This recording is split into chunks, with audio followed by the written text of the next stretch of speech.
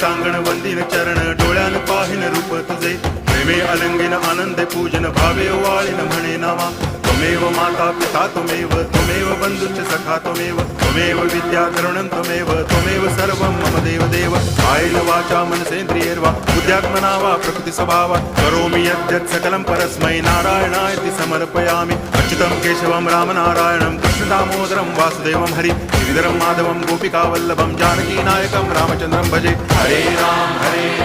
Ram Ram Hare Hare Hare Krishna